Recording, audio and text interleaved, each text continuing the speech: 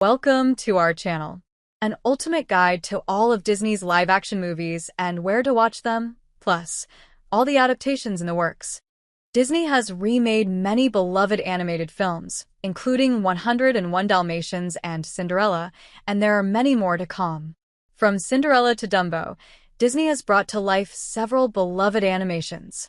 Beginning with The Jungle Book, 1994, and 101 Dalmatians, 1996, the studio has been remaking iconic cartoons into live-action adaptations, with plans for few more in the works.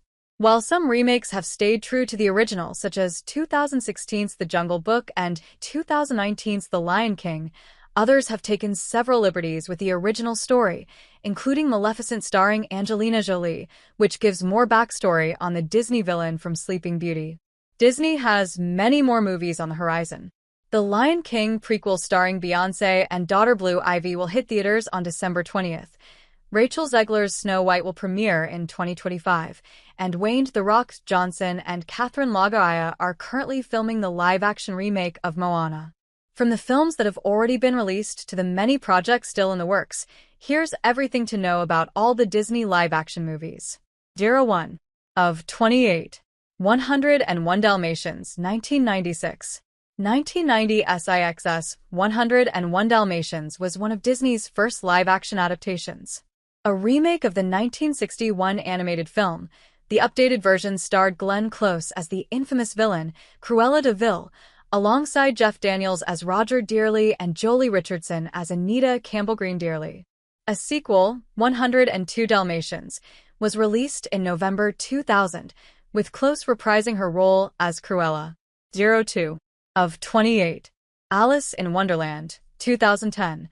In 2010, Mia Wasikowska played the whimsical Alice in Tim Burton's live-action adaptation of Alice in Wonderland.